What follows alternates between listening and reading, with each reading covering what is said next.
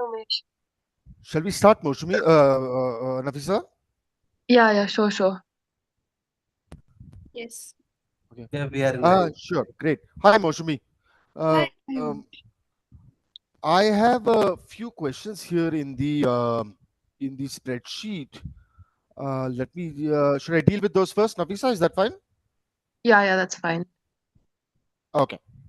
Um, Moshumi, is that okay? Yeah, Umesh, please go ahead. Yeah. Okay. Um, so I have a few questions from Pratik, which is that mentioned that the lesser adjutant has the second kind of rarity because they have narrow habitat tolerances. The question is, what is meant by narrow habitat tolerance? Um, it's just that a species that has a narrow habitat tolerance will occupy very few kinds of habitats, whereas species that have broad habitat tolerances will occupy a large number of habitats.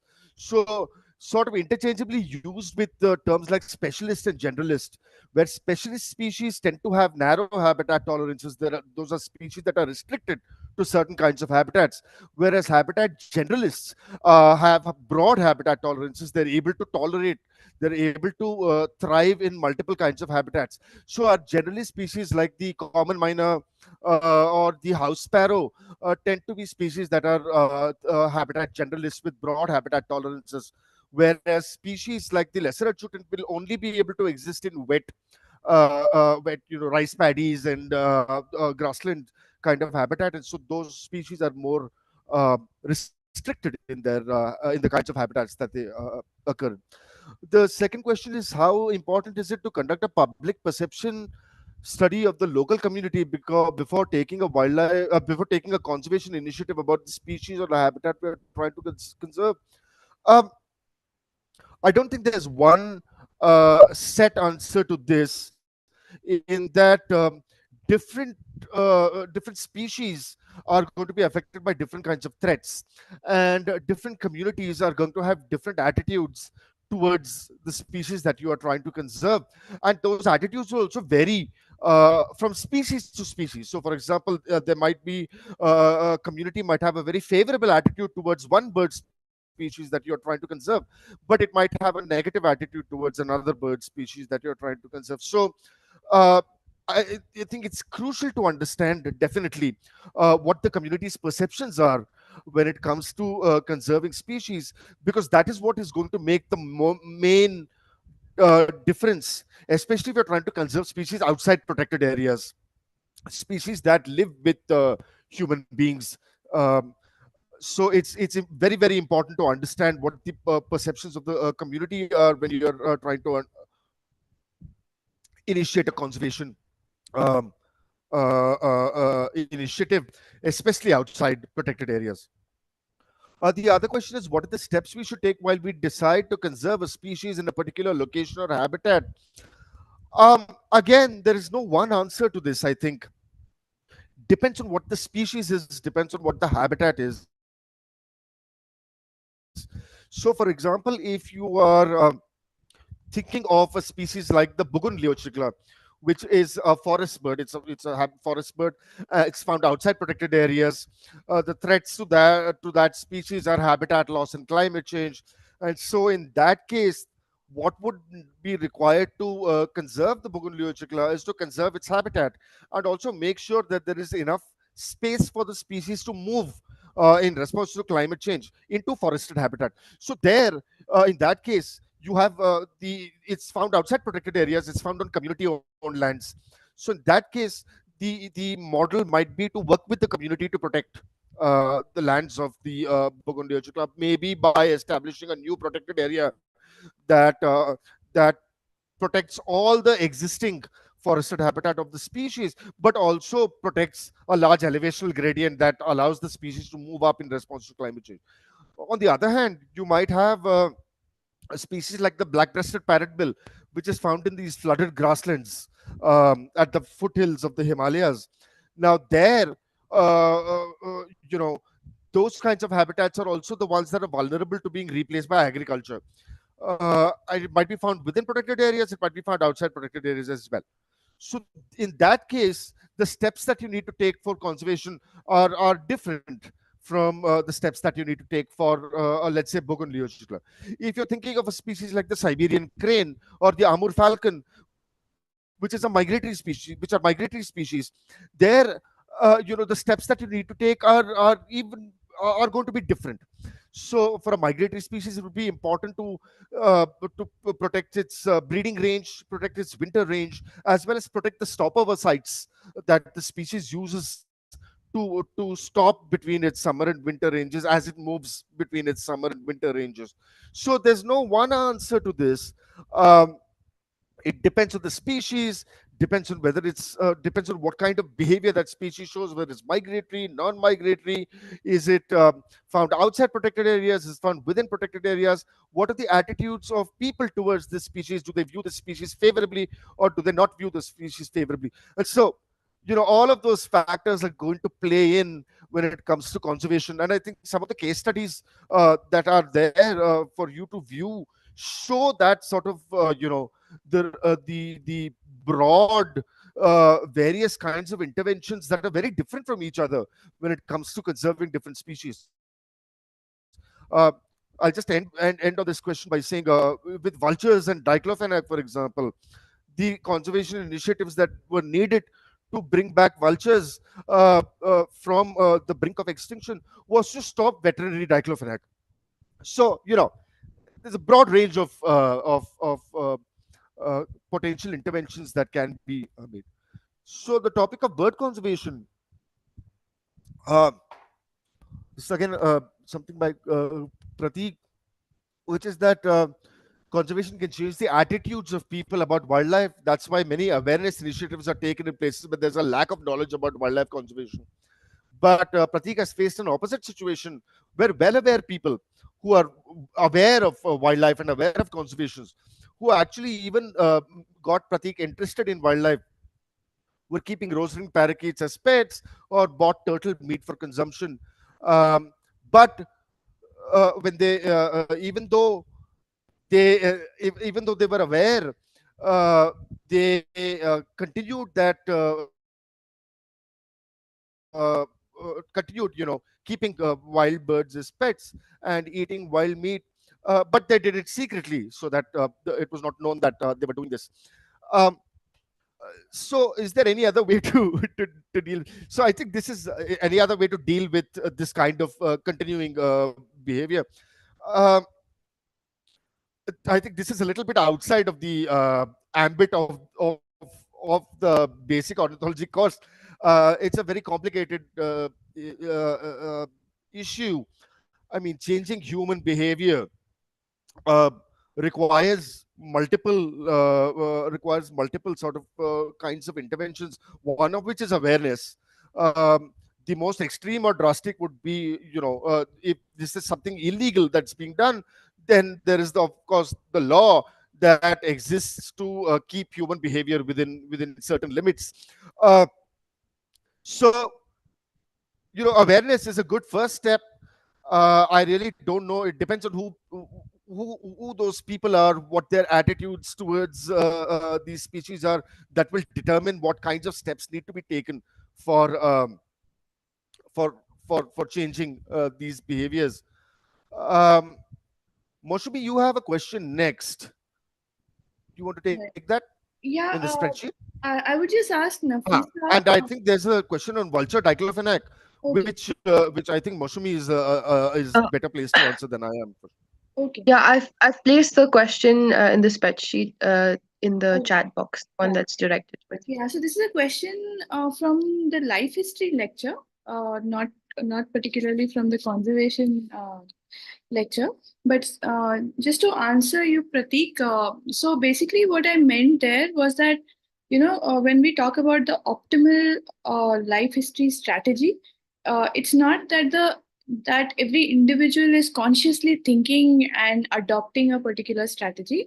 It's just that individuals within the population which choose a strategy which gives the best reproductive success over a lifetime, those individuals are likely to produce more offspring and inherit the same behavior, so they are also likely to adopt the same strategy. And over time, what happens is that the frequency of individuals who adopt that particular strategy, it increases in time, and that's how it becomes the optimal strategy for a particular population. And this is how natural selection operates. I hope that is clear. I don't know if Pratik is around. Yeah.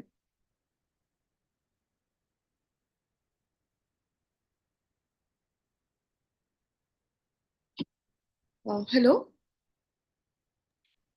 Yeah. Nafisa. Yeah.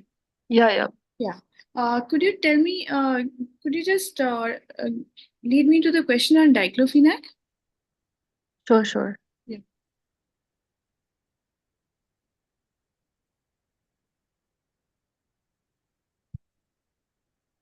I'm just gonna. Yeah.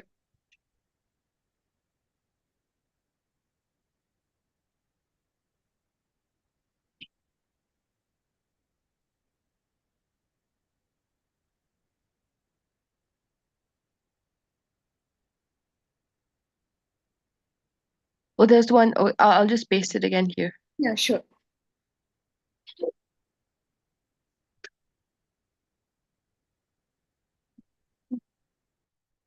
Yeah, so there are multiple reasons. One is that unlike Nepal, which has been really successful in removing diclofenac from veterinary practices, India has not been as successful. According to the most recent covert surveys done, where people, go and ask pharmacies if they have diclofenac for veterinary use, and record the responses that they receive. What they have found is in India, still a significant proportion of pharmacies illegally sell diclofenac for veterinary use. So it remains in the environment for vultures. Over time, people have also discovered that there are many other drugs which are also toxic to vultures. So currently, we are at the stage where we have identified 2, 3 drugs, but they haven't been legally banned yet. So currently, what we see is there are quite a few toxic drugs which are available in the environment. Also, like I recently did a study which we published last month, which also talks about the fact that across most of India, the primary food of vultures is still domestic livestock. So if people continue to use these toxic drugs, then vultures are not safe, really. Yeah. Thank you.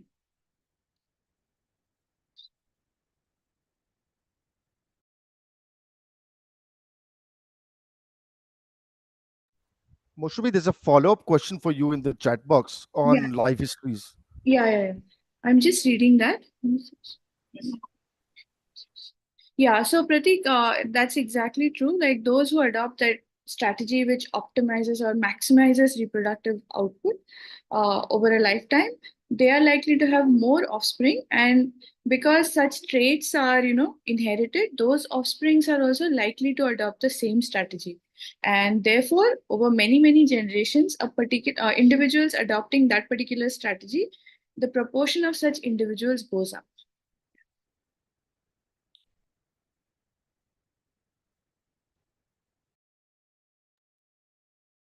I think we can move on to the next question. Okay, there's a question here in the chat box asking how can we save wildlife sanctuaries. Um, Again, I think this is a very complex issue. I mean, Moshumi, please do correct me if I'm wrong. But how to save wildlife sanctuaries depends on various things. What is the political system of the country? What is the socio-economic status of people who live in and around these wildlife sanctuaries? There's no one clear answer to this question. It will depend on various factors that result in either wildlife sanctuaries being successful or not. Um, and even in a country as like India, which is so vast, and where the attitudes of people can change towards wildlife can change even within the country. What is required to protect wildlife sanctuary in Mizoram might be very different from the what is needed to protect a wildlife sanctuary in Tamil Nadu. So it's a complex issue, and I don't think there is one answer to that question. There's another question in the spreadsheet from Shivang, which asks, is there a bulk ID API that I can use to classify birds? From my hard disk, he has more than 100,000 photographs of birds. Sorry, I don't know if anybody knows the answer to that question. Can you please type it into the chat box, because I have no idea about this at all. Um, there's another question which is regarding the species area relationship, which is a power law. So the what you have on the x-axis is area, what you have on the y-axis is species richness. You can't put species richness on the x-axis and um, um, area on the y-axis, because it's area that predicts species richness. It's area that determines species richness, not the other way around. Species richness does not determine area. So it's always going to be area on the x-axis and species richness on the y-axis, never the other way around. And so that relationship will always follow a power law, where species richness is dependent on area through a power relationship, and that is S, so species richness is equal to C, which is a constant, times A, which is area, which is variable, raised to the power Z, which is another constant. And so it's always going to follow a power relationship. It's not going to be exponential, that relationship. I have a question from Prithviraj, which is why the bird species that are endemic to the eastern Himalayas are having more threats compared to bird species endemic to Sahyadri. Um, by Sahyadri, I assume you mean the Western Ghats as a whole. Um in fact, eastern Himalayas have very few endemic species, and the Western Ghats have far more endemic species. So Eastern Himalayan birds tend to have larger ranges than Western Ghats birds. Eastern Himalayan birds will also tend to be found, in Southeast Asia, other parts of the Himalayas as well, parts of China. So the very few Eastern Himalayan endemics, actually, the far more Western Ghats endemics. And in fact, it's the Western Ghats birds that have these small ranges that are far more threatened than endemics of the Eastern Himalayas. So in fact, it's the Western Ghats endemics that are more threatened than Eastern Himalayas. Eastern Himalayas still has a very large proportion of forest cover, whereas the Western Ghats does not have a very large proportion of forest cover. Uh, uh, and so habitat loss is a huge threat to these endemic species, as well as climate change, because Western Himalayan birds tend to be thermally sensitive. They tend to be temperature specialists. Um, and that puts them at risk from climate change. So Western Ghats birds are actually at more risk than Eastern Himalayan birds. I have a question from Gajanan, which is it possible to study trophic cascade in freshwater and wetland wader birds?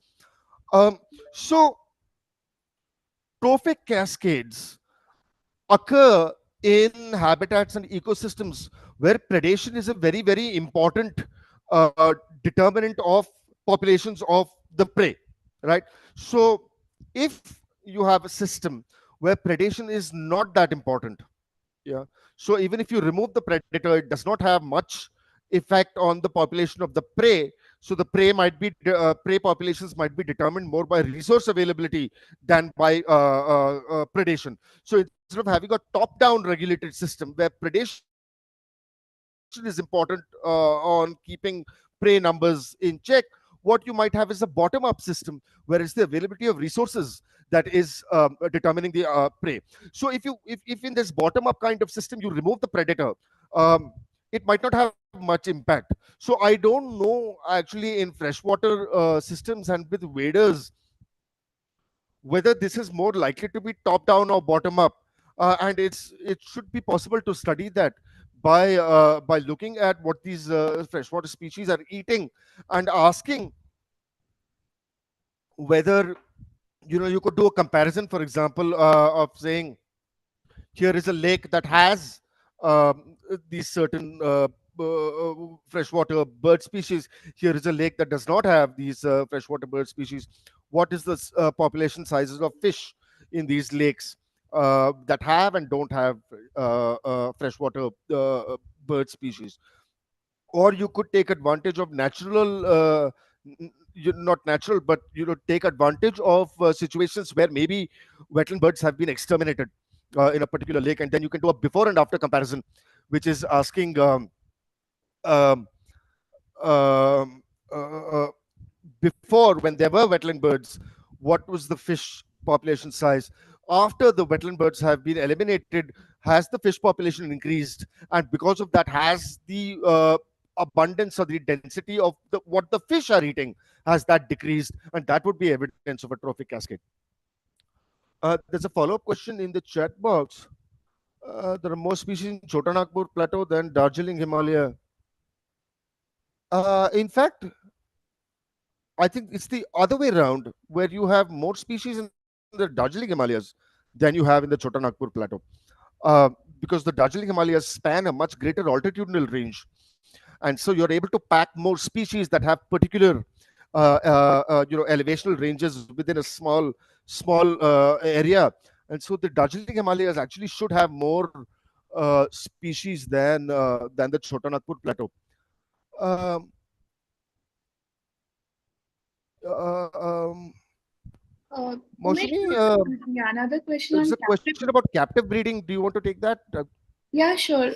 So in India, they have been practicing captive breeding for quite a few species. So one of the species that they have tried captive breeding is one of the first species was Western Tragopan, and I don't think it's been very successful. They do have birds in captivity, but the release has not been they haven't been able to release many birds into the wild because they haven't been able to breed as many birds. Secondly, one of the major programs which has been practicing captive breeding for birds has been the vultures, and Bombay Natural History Society under project to establish conservation breeding centers in different parts of the country, and they've been fairly successful in breeding these species, particularly the ones which were declining rapidly, which are the white-trumped vultures, slender-billed vultures, and Indian vultures, and they've done pretty well. The only reason they haven't been able to release them so far has been mostly some logistic issues, and also the fact that we still have a lot of considerable amount of illegal diclofenac being used in veterinary practices. But recently, they have embarked on releasing these birds into the wild. Thirdly, the most recent addition was captive breeding of Great Indian bustards, which has been started in Rajasthan, and they have experienced some initial success with being able to breed these birds in captivity. And it's particularly important for these species because as of now, I think there are only less than 200 birds which are found in the wild, and so conservation breeding is going to be a very important strategy if you are to see Great Indian bustards continue into the future. Yeah. Umesh, would you like to add anything?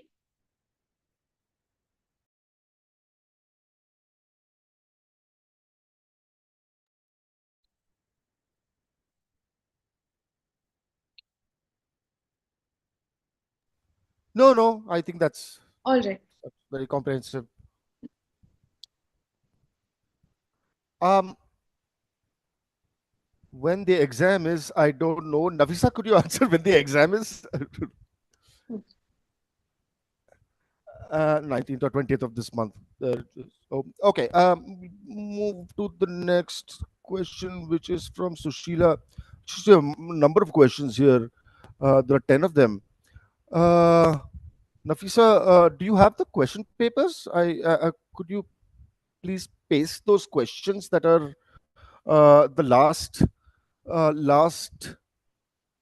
three questions of Sushila's week 8 question 16, week 10 question 6, and week 10 question 5. Um, Sushila, I don't get what videos. So the question is why videos is a super family. I think that's a taxonomy question. I'm not really a taxonomist. Maybe Anand would be better able to answer that question, and maybe we can ask Anand to answer that question on the spreadsheet later. Um, Possible explain the term niche and rival. Excuse me. So the niche is the total abiotic and biotic space within which a species can maintain its population. And so, for example, you can have species that can only exist in rainforest, and they can only maintain their populations in rainforest, and not really in a desert, for example. In that case, you would call them rainforest species, and rainforest would be sort of approximating what the niche of that species is. So very often niche and habitat are used interchangeably, but technically speaking, the niche is all those abiotic and biotic variables that come together to allow a species to maintain its population. It's a very difficult thing to measure, the niche of a species, because there are so many various factors that determine whether a species can maintain populations or not. It's just difficult to measure. But we often talk about things like habitat niche, or we would say something like temperature niche. So instead of talking about the entire niche as a whole, what we do is we limit ourselves to certain aspects of the niche when we talk about habitats and so on. Uh, Rivals are would be two species that are competing with each other. So uh, if you have two species that are in competition and they're using the same resource, then there would be rivals. In that, um, uh, the increase in population size of one species would lead to a decrease in population size of the others because they are competing with each other. um,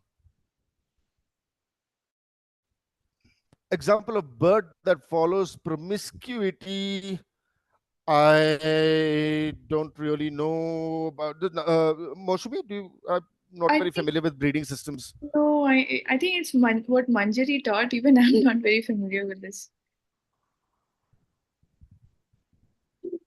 Okay, so Manjari would be the best person to answer this question. Actually, this is not directly related to the lectures Yeah. that were there this week. Uh, I'm just trying to think of a bird that follows promiscuity. There is what's called the dunnock. I'll type that in the chat box. Um, it's found in the UK, I think parts of Europe as well.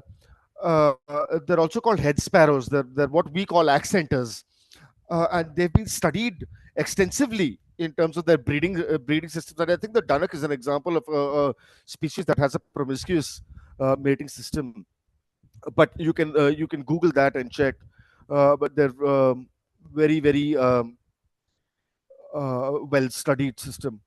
Is drumming by woodpeckers considered song? Again, something to ask Manjari. Moshubi, is it considered song? I don't think it would be considered song. Yeah. In that song has it might be considered a display, auditory display, but it probably would not be considered a song. Moshubi? I agree, Umesh. Even I'm not sure beyond that.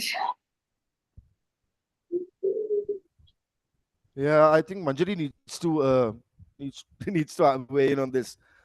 What should we understand by New World and Old World terms for birds? So the New World is the Americas. North America and South America combined are called the New World, because they were discovered by Europeans later than they discovered Asia. And so everything except for North America and South America are the Old World. And North America and South America put together are the New World. So species that are found in North and South America are called New World birds. Species that are found in the rest of the world are called Old World birds.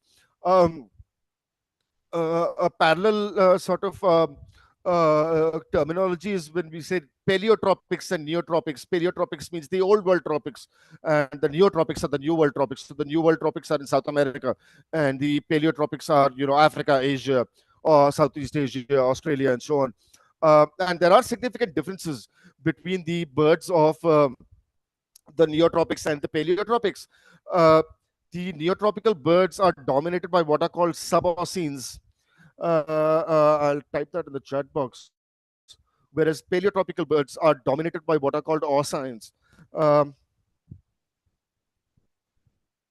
and so the suboceans are evolutionarily older than oceans. And so if you look at India, for example, we have very few subocean birds, like the pittas and the broadbills, whereas in the neotropics, majority of the passerine birds are suboceans. Fantail flycatcher and tailor birds are songbirds. Yes, songbird is a colloquial term to describe passerines. And so passerines and songbirds are sort of interchangeable terms. And yes, both the fantail flycatcher and the tailor bird are songbird species. Um,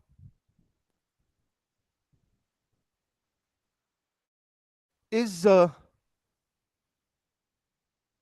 Nafisa, are those questions? If you could share the question papers with me for week 8 and Yeah, week yeah. 10. I'm just pasting them here right now. Thank you.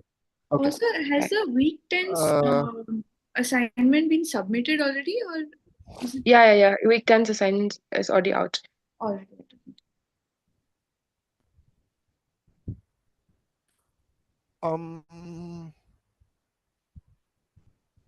White-up vulture is critically endangered, Deepa. The type of rarity would be one.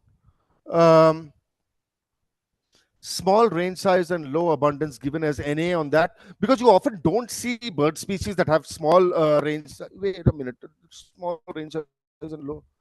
Uh, Let me just open that up again.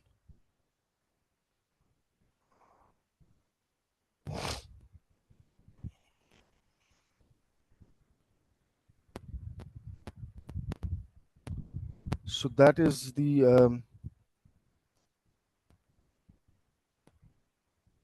you don't have species that generalist species will not have small geographical ranges, right? So it's specialist species that will have small geographical ranges.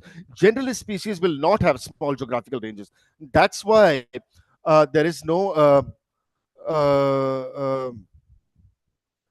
um, there are no generalist species that have small geographical ranges. And that's why there's an NA over there. Uh,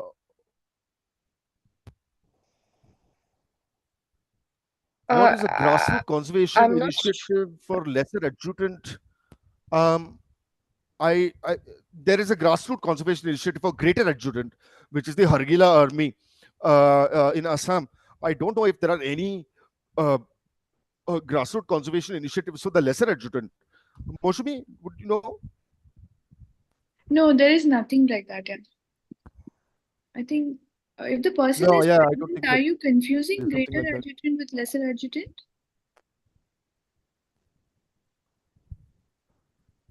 Lesser and greater, yeah, there is. Look up the Hargila army. I'll type that in the chat box. Um, on the greater adjutant. Why is mortality due to collision with electric wires especially a threat in the case of Great Indian Bustard? Moshmi, would want to take that? I'm not. Yeah, they are flying birds, and I think that part of the country does have a lot of transmission lines, high tension transmission wires, and yeah. Beyond that, Mish, do you know anything specific about it?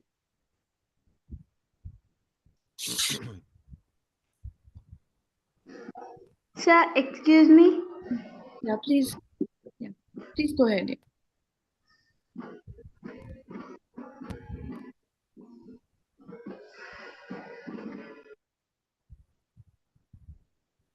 Sahiti? Sir, Yeah, please go ahead, Sahiti. my name is Haiti. I'm from Mandapur.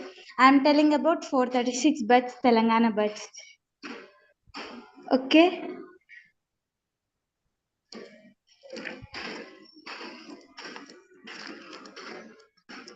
Can I tell? No, sorry. I think you brought this up last time as well during Manjari's class. She said that if you want to name the birds, you can mail her.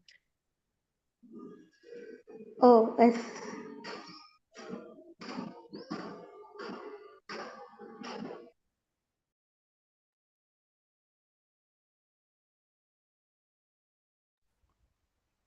Okay. Then there's the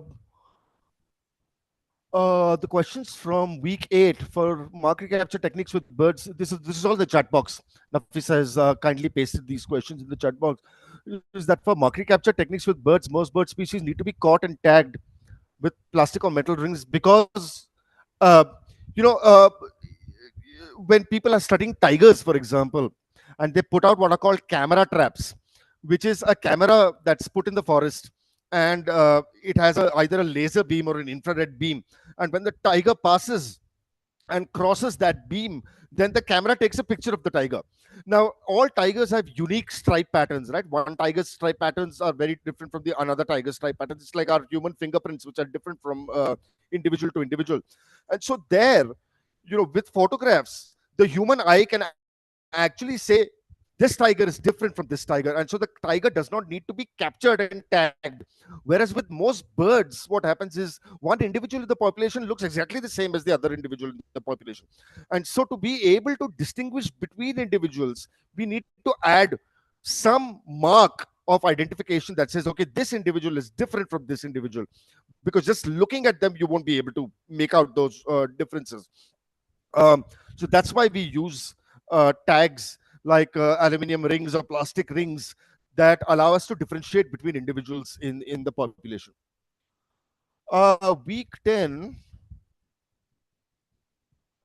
Madagascan taxa can be connected with the Indian taxa based on plate tectonics. Such a pattern using genetic data was revealed for which of these taxa?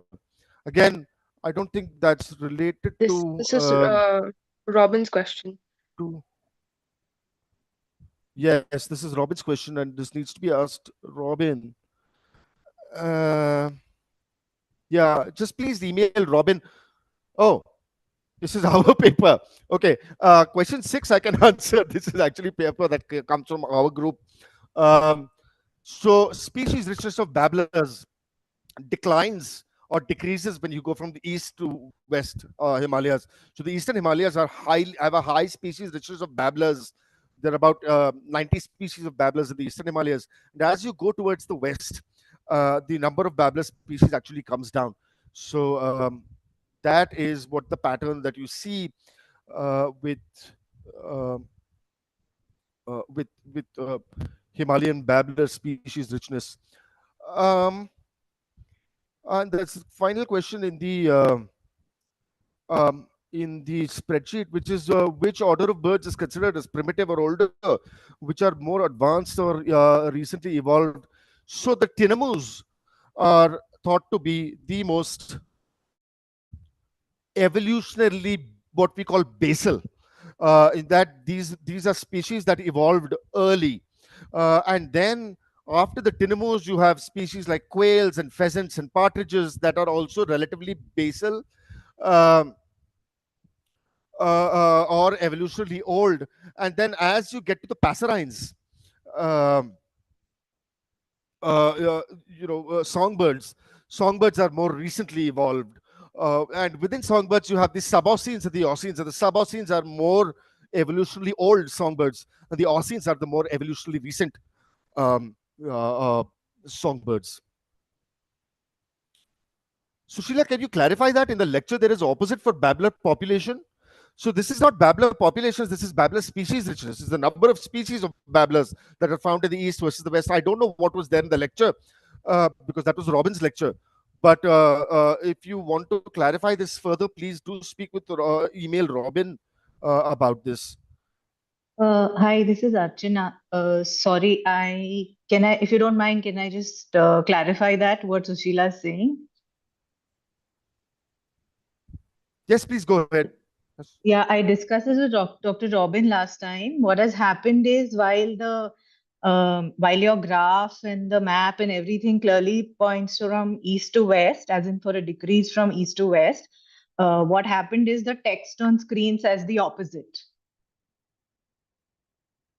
The text on screen in the slide that he used says it decreases from west to east, which is the confusion. And he clarified in his session that that was an error. And Nafisa has tagged it for further use. I think that's the I see. confusion they are. I see. Okay, okay. Thanks for clarifying that, Archana. No So that's the problem. confusion where the text says Yeah. the opposite of what is actually in the graph. Yeah. Actually, in his What is audio, he says east to west, and he draws on the map. That also he says east to west. And if we study your map and the graph and from your study, it's evident it's decreasing east to west, but it throws you off because the text on screen says the exact opposite. So it's just a basic error. Thank you.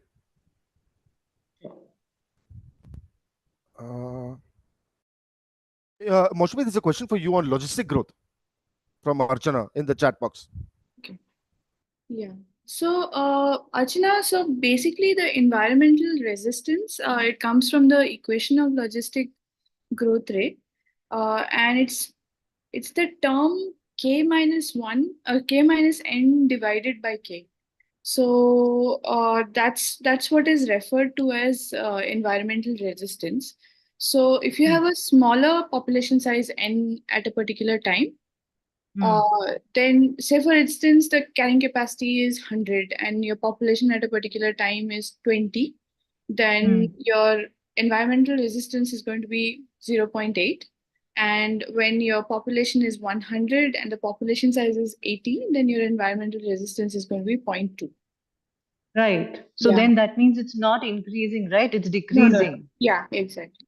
That's why I got confused. But Oh, yeah. in theory, Okay. when in your audio you said it's increasing. Okay. Sorry about the confusion. Also, we had an assignment question, and in the assignment question, it was the correct answer was marked as increasing.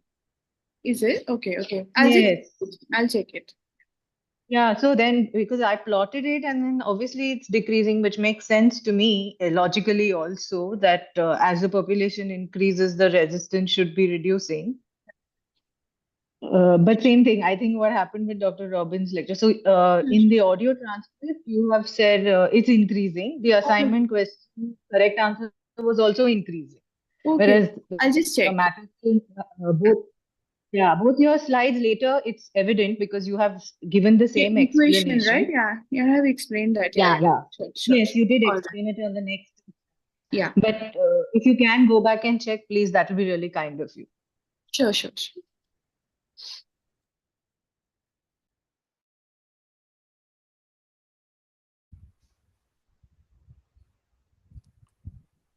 There's a question on introduction of Narcondam hornbill into other Andaman Islands. Maushami, you're There's more a familiar with paper. this. There's a paper which just came out a couple of days ago. And it's openly accessible. I can paste the link here. Yeah.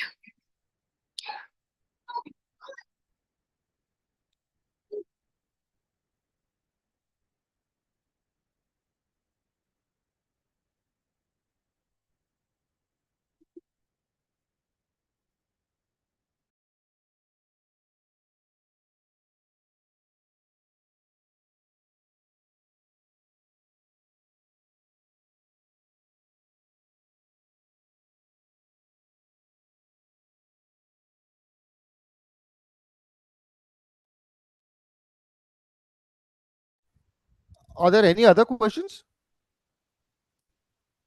Hi, sir. I'm Naveen Kumar. So actually, I typed it wrong. It's like grassroots conservation in greater adjutant stock.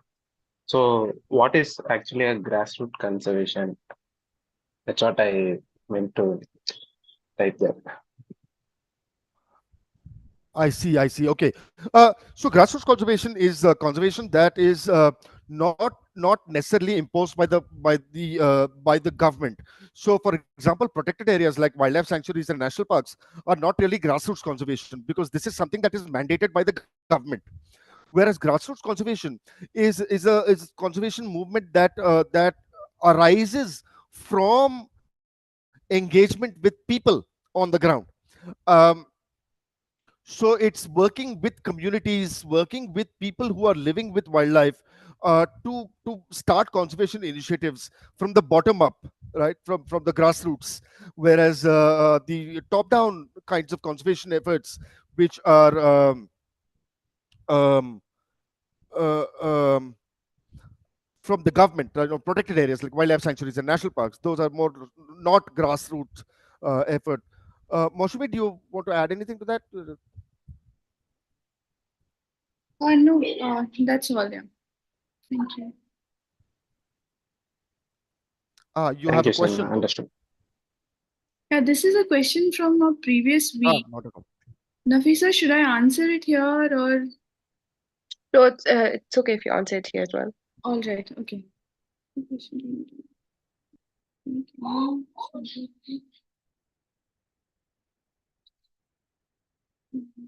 Pratik, can you clarify what you mean by sample plot?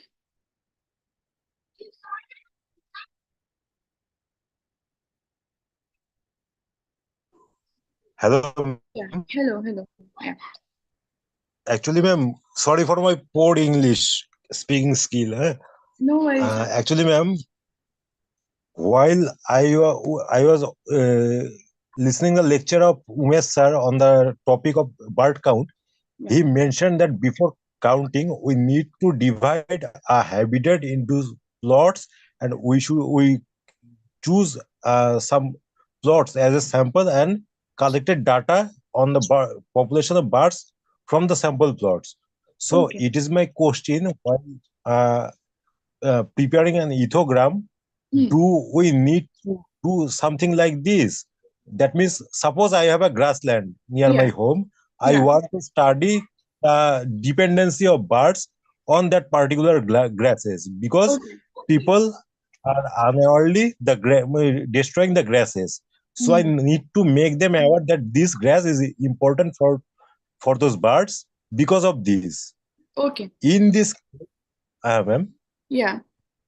Okay. So So So if you want to make an inference about a particular habitat and how it relates to the behavior, then obviously you have to sample the bird in that particular habitat. And basically, yeah, that will be your sample plot. Is that clear? thank you, ma'am. Yeah. Thank you.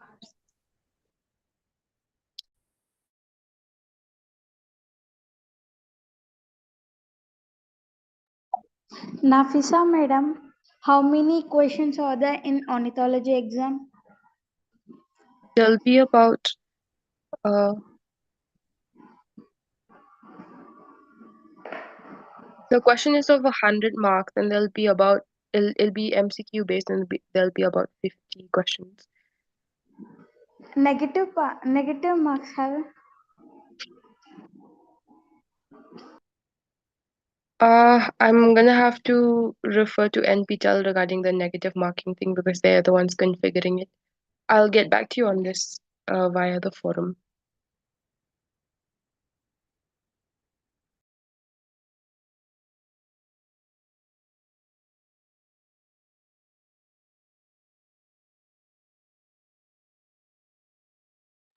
Madam, I want a previous paper, please. Uh-huh. I want a previous. Sorry. You want the?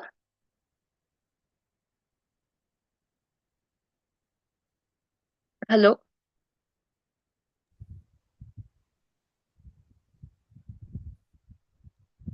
Okay, there's one final question in the chat box. I think which is there a way we the general public can get involved in bird conservation apart from posting sightings on eBird? I mean, eBird is a very important way to get into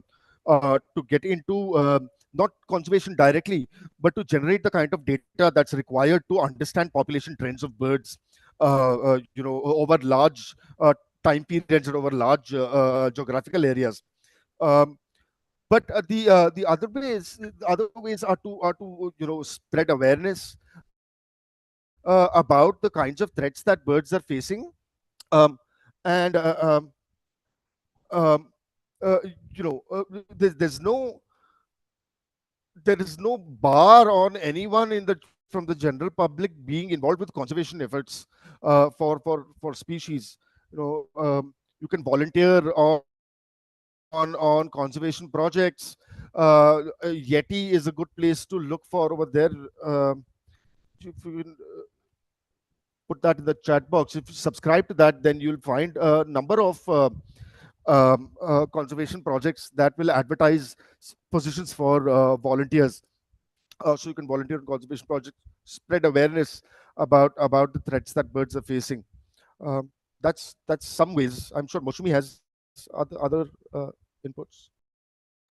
Oh, yeah. Apart from that, I think just yeah, I can just reiterate what Umesh said. Like finding projects which are there in your immediate surrounding that you can be part of is a very good way to be involved with that. And other than that, yeah, I think yeah, these are the ways, and just learning more about them, so which enables you to participate in more initiatives, I guess. Nothing more than that. Yeah. Thanks.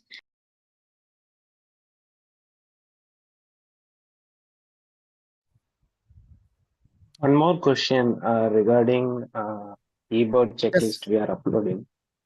So if we try to upload, so eBird is accessible to all.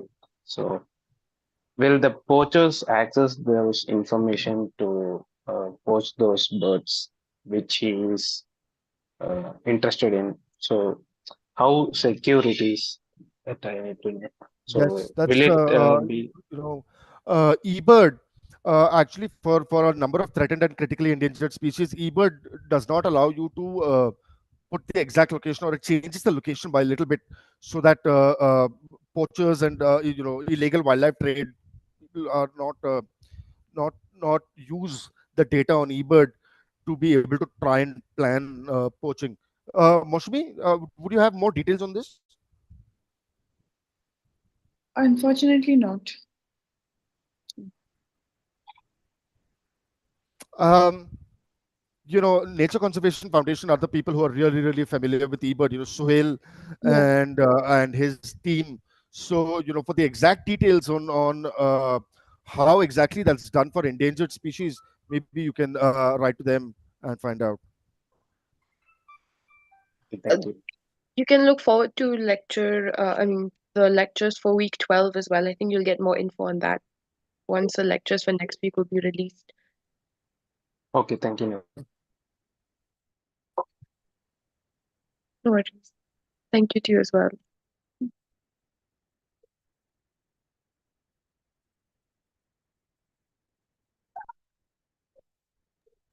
Uh, there's another question.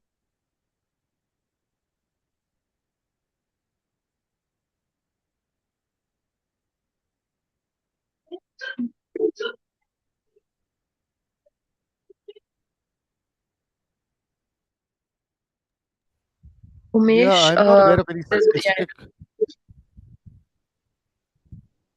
Sorry, uh, Moshmi, go ahead, please. Yeah, no, I'm not aware, like I can't remember, remember any particular group right now. Sorry. There are some groups which worked on forest owlet, but that's a diurnal species. But other than that, I'm really not sure. Umesh, would you have anything to add? No, sorry, I can only think of the forest owlet people who have been working on the owlet, but not nocturnal species specifically.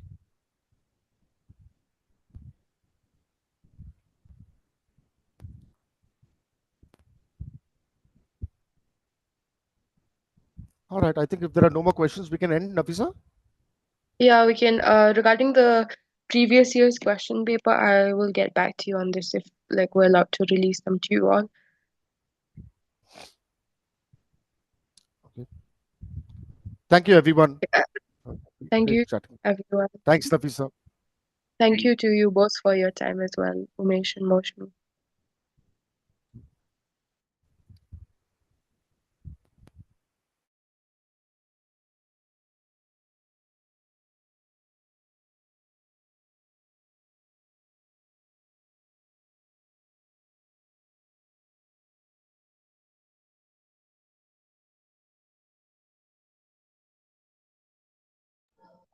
Madam, when we hall ticket, we provide. Yeah, I've received a number of questions regarding this. I've the ones you've sent questions in the forum, I've forwarded them to NPTEL and they've asked us to wait for instructions from them. So once they give us any word, then we'll inform you regarding this.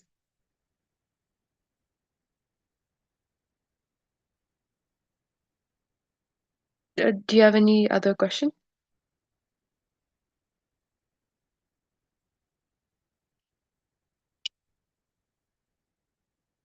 Okay, Madam, that which place the uh-huh. ornithology exam? Which place in Hyderabad? The exams, they do have an exam center there as well, but like I said, we're still waiting on them to give us the notifications because it all comes from NPTEL. So I I think they will post an announcement once those are sorted out.